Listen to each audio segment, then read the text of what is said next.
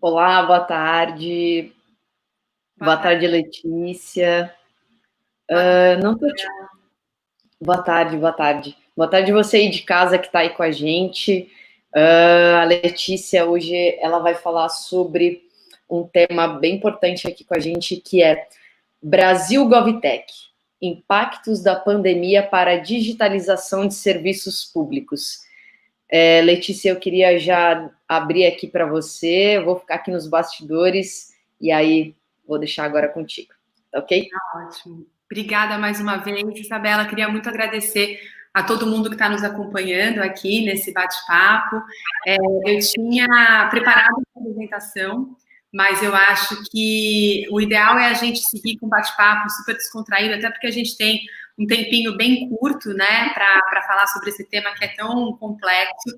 Queria muito agradecer aos organizadores da Campus Party pelo convite. Queria agradecer ao Tilt do UOL. Eu sei que o UOL é o parceiro, né, de conteúdo aqui da Campus Party, ao Tilt. Eu sou colunista lá no UOL, tem um blog sobre GovTech, falando sobre como as tecnologias podem trazer disrupção, né, para dentro do governo.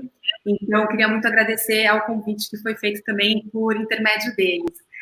Eu queria começar a minha fala falando um pouquinho sobre a minha trajetória e o que me levou a fundar o Brasil Lab, que é esse hub que vem trabalhando com disrupção em governo nos últimos 4 anos, para depois a gente falar um pouquinho desse cenário que a gente está vivendo da pandemia, do Covid, né, do coronavírus, e o quanto isso acelerou a transformação digital.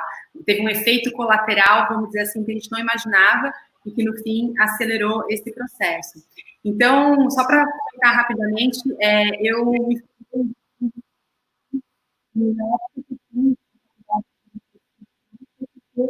queria trabalhar na ONU, de propósito, trabalhar uma perspectiva de agregar valor, trabalhar com missões, né, internacionais. Meu pai é historiador, sociólogo, e sempre falou muito da perspectiva política no caso. Então, quando eu fui fazer minhas profissionais, eu tive esse desejo, tinha esse desejo de trabalhar com essas agendas, né, seja agendas de refugiados, seja agendas de desenvolvimento econômico em países em desenvolvimento. E aí, a partir dessa experiência na faculdade, eu logo emendei um mestrado em ciências sociais, né, aprofundando essa discussão a respeito desses desafios da sociedade. Logo depois, eu comecei a trabalhar no terceiro setor. E eu tenho 20 anos agora de experiência dentro do terceiro setor, que é o setor, né, que não é nem o setor privado, nem o setor público, é o setor que fica ali no meio, é um setor que tem como objetivo, na minha perspectiva, né, ser um laboratório de algumas soluções que o poder público, muitas vezes, não tem todas as condições de testar, né, e também é um setor que dá assistência e dá apoio à parte da população, né, a camadas da população que muitas vezes são desassistidas pelo governo. Então, o terceiro setor acho que tem feito no Brasil e no mundo um trabalho incrível de ser esse estimulador de inovação, né? E também de ser um fomentador de boas práticas para que a gente consiga escalar cada vez mais essas políticas públicas junto com o governo. Eu estou recebendo aqui o feedback com um pouquinho de eco. Eu não sei o que está acontecendo. Conforme eu ficava online com você, o seu áudio melhorava, eu saía e ele dava um pouquinho de eco de fundo. Você está com alguma outra aba aberta? Não tô. Tô Não. só com essa daqui. É porque eu acho que eu tô numa sala que ela tem um pouquinho de eco. Eu vou diminuir um pouquinho o som. Tem algum fone? Você teria algum fone? O fone eu testei antes e ele tá dando ruído e aí ele vai prejudicar, acho que ainda mais o som. Ó, eu vou fazer o seguinte, eu vou deixar minha câmera aqui, mas aí eu deixo ela desligada enquanto você está falando, porque eu acho que o seu som está ficando melhor quando eu estou presente na live. Pode ser assim? E aí você segue falando normalmente. Mais perto também, aí vocês veem se melhora. Melhora, melhora. Melhora? Tá ótimo. Então, como eu estava falando, né, o papel do terceiro setor, e nesses últimos 20 anos atuando em diferentes organizações do terceiro setor, eu tive a chance de trabalhar em projetos super inovadores, né? Projetos que têm como objetivo, de fato, repensar e trazer soluções para problemas complexos da nossa sociedade. Acho que um dos projetos que, para mim, me tocou muito, né, foi ter trabalhado com organizações no Rio de Janeiro, com uma organização específica, que é o Banco da Providência, que trabalha com 80 famílias que vivem abaixo da linha da pobreza, e tentar encontrar soluções de empreendedorismo, né, soluções para reverter essa crise dentro de comunidades tão carentes. E, por outro lado, também trabalhar com agendas de transformações, né, de gestão, de políticas públicas junto a governos e prefeituras, órgãos públicos. Então, só para compartilhar um pouquinho da minha trajetória com vocês, esse é o resumo desses meus 20 anos de atuação profissional.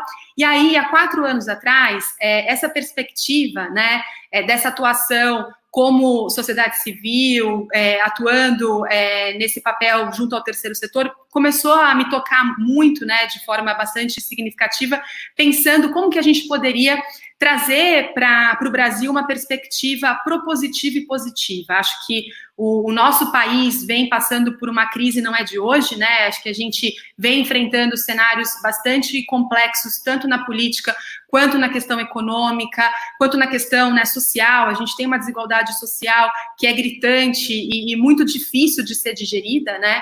E eu acho que o terceiro setor tem um trabalho que é importante, mas ele não consegue ter a mesma escala que os governos têm, né? Hoje, 40% do PIB está na mão do setor público.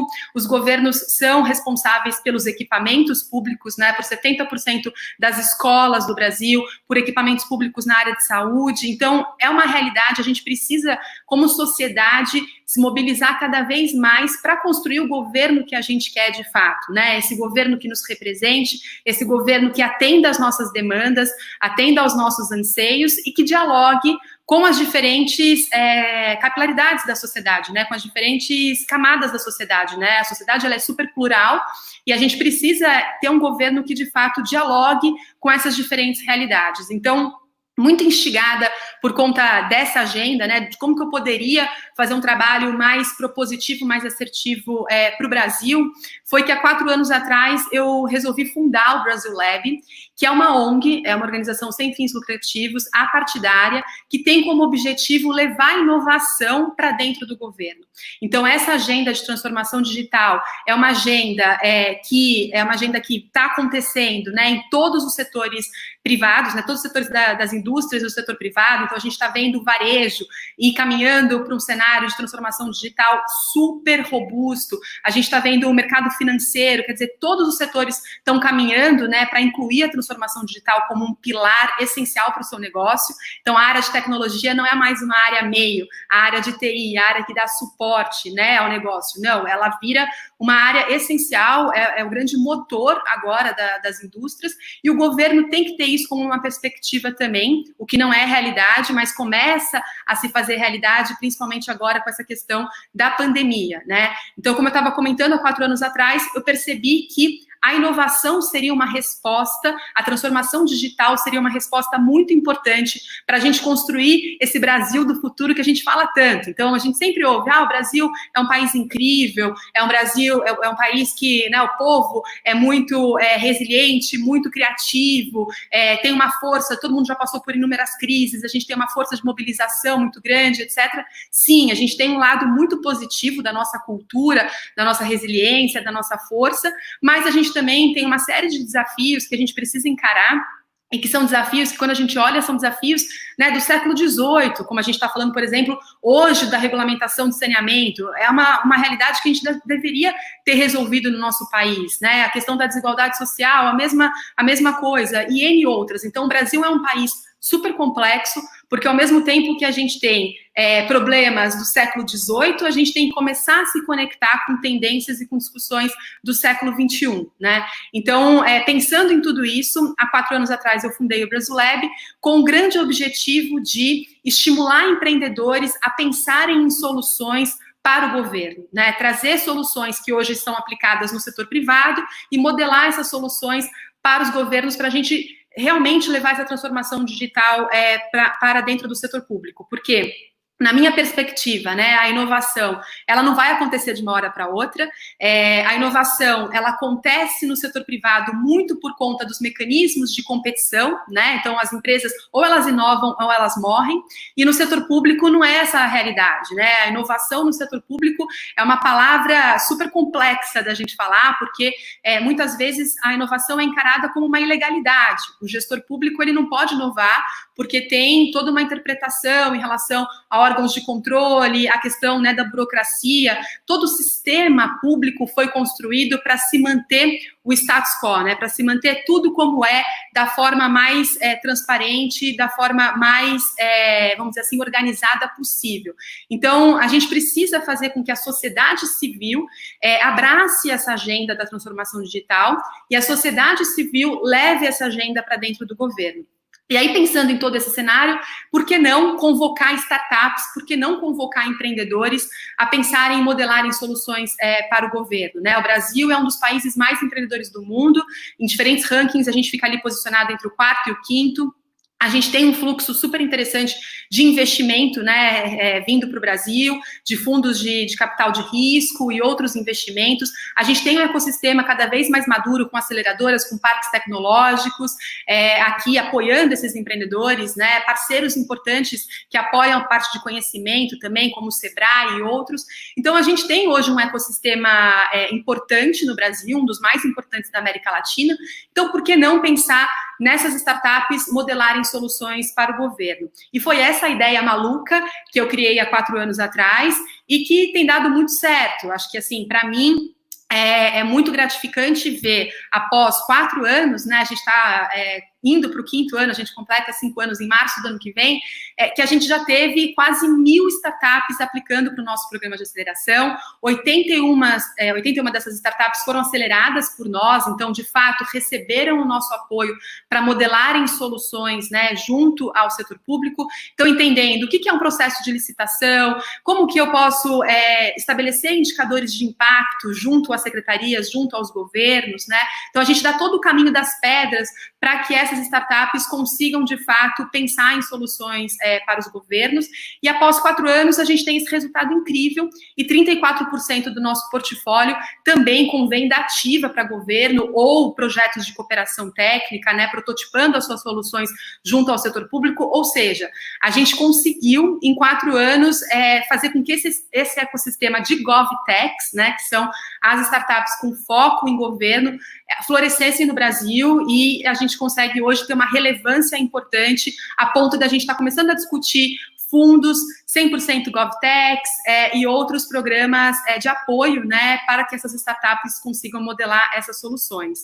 E aí, complementando esse cenário todo com o momento que a gente está vivendo hoje, da crise do coronavírus, né, eu acho que a perspectiva que a gente tem, o saldo, no final do dia, é um saldo que nos leva a crer, né, que é positivo no sentido da gente ter a transformação digital acelerada pelos governos por conta dessa crise, né? Então, é fato de que o governo precisava cada vez mais se digitalizar, isso ia demorar muito tempo, né, para que acontecesse, e por conta da pandemia, de uma hora para outra, a gente viu municípios, governos, órgãos públicos super burocráticos, parados lá atrás, no século XVIII, tendo que discutir o que é home office, o que é teletrabalho, como que a gente traz, né, a sala de aula para o online, como é que a gente trabalha com os professores e dialoga com os professores para que eles sejam atores importantes nesse processo de transformação digital, né?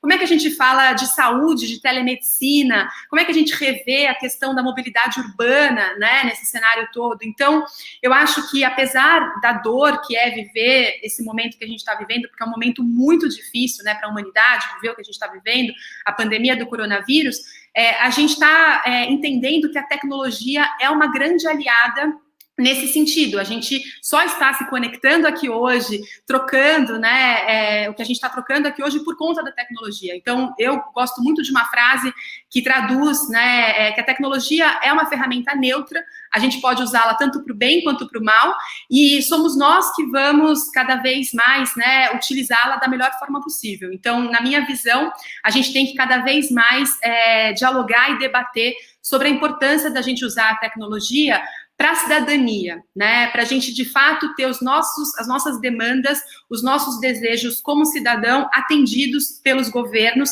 e essa relação ela fica cada vez mais democrática, cada vez mais acessível, cada vez mais transparente, né?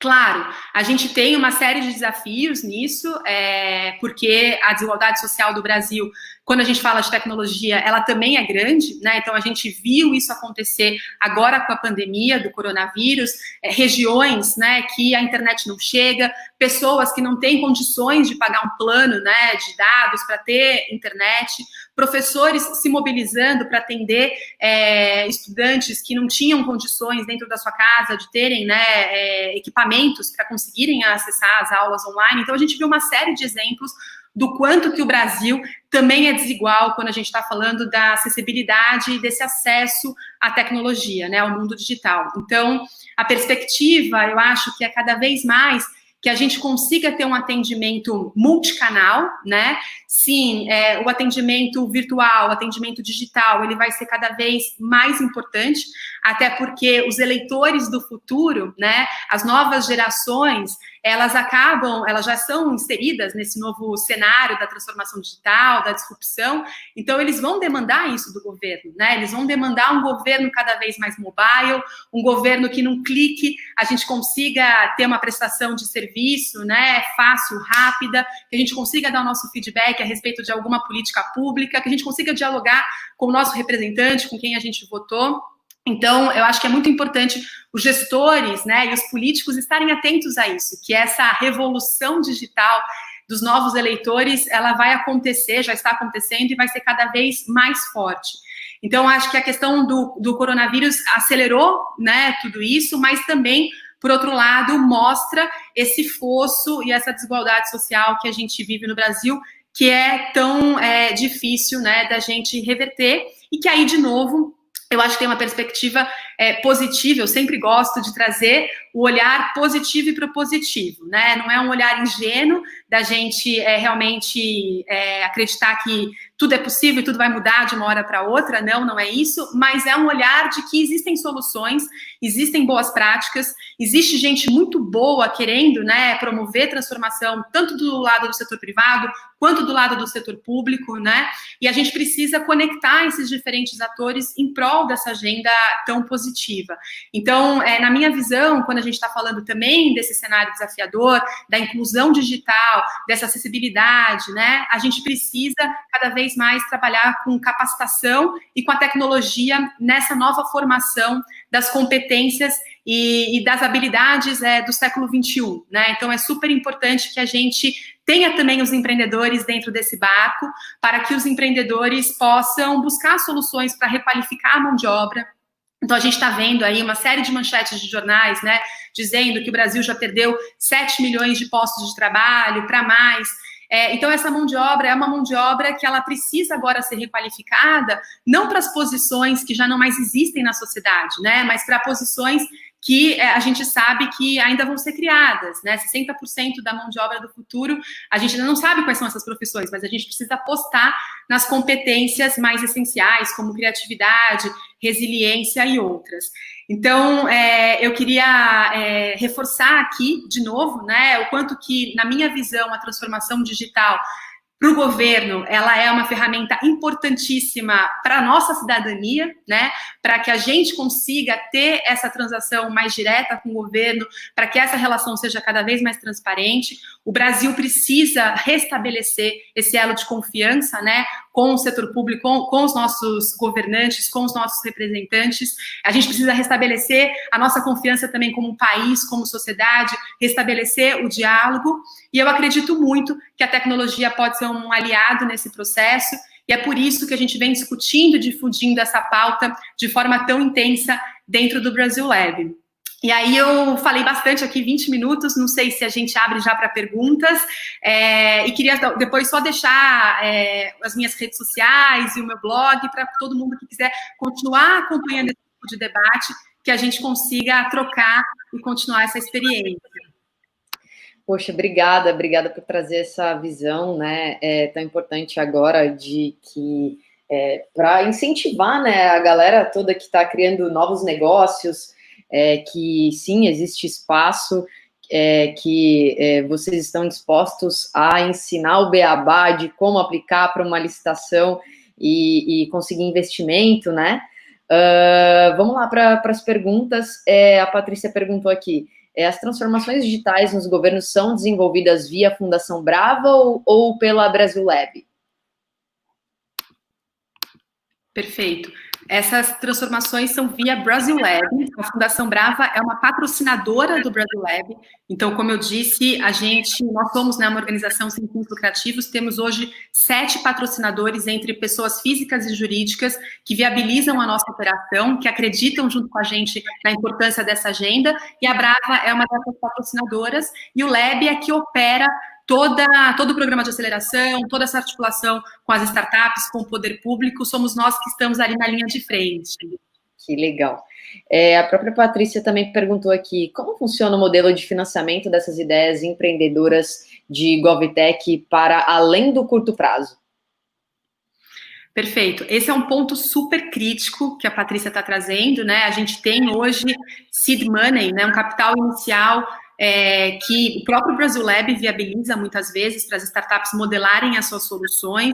Tem programas parecidos que governos estaduais lançaram, também com a perspectiva de um capital inicial para que essas startups modelem as soluções, mas esse investimento de médio e longo prazo, para dar mais fluxo para esse empreendedor, né, uma saúde financeira para esse empreendedor conseguir vender para governo, é um grande desafio. Eu acho que é a pecinha do quebra-cabeça que está faltando, né? São fundos GovTechs que, de fato, vão investir nessas startups e vão conseguir fazer com que essas startups cresçam e tenham cada vez, né, mais volume, consigam atender diferentes realidades de municípios, governos, etc. Esses fundos já estão presentes em outros países, como Estados Unidos, Europa, e a gente precisa trazer essa discussão para o Brasil. A gente quer fomentar cada vez mais a estruturação de fundos GovTechs ou de verticais GovTechs dentro de fundos de impacto também. Tá. E o professor Orley Wilson, que acabou de palestrar aqui com a gente, ele perguntou, qual o maior desafio? Mudança do mindset de quem está dentro dos governos ou acesso público às informações para que as startups possam criar novos serviços que tragam benefícios à população? Bom, na nossa visão, o maior desafio ainda é a mudança do mindset. Por isso que a gente quis começar o processo dando as informações para as startups. Estava mais fácil dar as informações para as startups, né, para que elas começassem a entender como que elas poderiam atuar junto com o governo, e aí essa disrupção aconteceria, né, e está acontecendo de fora para dentro. Então, as startups têm agora as informações, elas começam a entrar dentro do governo. Agora, a mudança cultural por parte dos gestores públicos é um grande desafio, a gente sabe disso, e eu acho que a gente tem pioneiros que estão abertos, early adopters, né, do lado do governo querendo essa transformação digital, e a gente tem trabalhado muito com esses atores para que eles depois disseminem essa agenda numa escala maior, mas esse é um grande desafio, com certeza. E como é que esse trabalho todo vem sendo feito agora, durante a pandemia? Como é que acontece essa aproximação com as startups para que vocês levem todo esse conhecimento para que elas possam participar de licitações e tudo mais? Isa, super obrigada por ter feito essa pergunta, porque hoje a gente lançou oficialmente o Força Tarefa Covid-19 do Brasil Lab. Então, agora a gente tem um programa estruturado para ajudar as startups a encontrarem soluções para diferentes desafios do setor público, passando principalmente por educação. Então, tudo que a gente estava falando aqui, né, de como engajar o aluno, não sei se vocês viram, mas saiu um estudo recentemente que mais de 30% dos alunos das escolas públicas não pretendem voltar mais para a escola, né? Então, a gente tem o desafio ainda do acesso e tem o desafio daquele aluno que foi para o homeschooling, né? Foi para a aula virtual e não se engajou e não está mais afim, e a gente vai ter um número aí bem expressivo de evasão. Então, a gente quer trabalhar com a agenda de educação, a gente quer trabalhar com a agenda da inclusão produtiva, acesso ao crédito, a gente precisa dar acesso a crédito a pequenos e médios produtores, tanto rurais quanto empreendedores, e a questão da digitalização do serviço público. Então, hoje a gente lançou um projeto, um programa, o Força Tarefa Covid-19 do Brasil Lab. Inscrições estão abertas de hoje até dia 27 de julho, e a gente tem um site. Fala aqui pra gente que o Marco, que tá aqui no nosso backstage, ele coloca aqui no GCzinho aqui embaixo. Ótimo. É o forçatarefa.brasilab. Brasilab é com Z, porque a gente quer ser disruptivo e se conectar com um networking internacional. Tecnologia não tem fronteira, então a gente precisa tanto importar coisas boas de fora para cá, quanto exportar também. brasilab.org.br, forçatarefa.brasilab.org.br. E as inscrições vão estar abertas até dia 27 de julho. Então, qualquer startup ou pequena e média empresa que queira modelar soluções para governo, pode acessar, pode se inscrever e vai fazer isso junto com o Brasilab. Tá certinho? Tá certinho. Legal. E então significa que vocês estão encontrando portas que possam ser exploradas pelas startups, que não necessariamente elas têm soluções criadas já para isso, mas que elas podem encontrar maneiras de solucionar possíveis problemas do governo, é isso? Exatamente. Tem startup que nunca pensou em vender para governo, né? Acha muito difícil, acha que a relação vai ser uma relação complexa, uma relação de cartas marcadas. Então, a gente está mostrando que não, existem caminhos saudáveis, caminhos transparentes, caminhos que são possíveis e que, na verdade, é um mercado super expressivo. O governo federal anunciou mais de 8 bilhões em contratação de tecnologia no último ano. Então, a gente está falando de um mercado bastante significativo e que as startups podem ocupar esse espaço, né? Então, é muito dar esse caminho das pedras e conectar. O Brasilab se vê como um hub conector entre startups e pequenos e médios negócios e o poder público, porque a gente precisa fazer o governo ser o governo do século XXI. Poxa. Bom, obrigada, Letícia, por trazer, por elucidar tudo isso para a gente. Obrigada por trazer essa informação que acho que a gente pode ter muitos possíveis empreendedores que estão assistindo aqui, né, essa palestra com a gente, que estão acompanhando o seu trabalho, que estão acompanhando essas iniciativas. Eu acho que a gente precisa cada vez mais divulgar, incentivar esse tipo de iniciativa. Queria deixar aqui para você um momentinho para que você possa deixar seus recados finais, dar um recadinho aí para a galera final.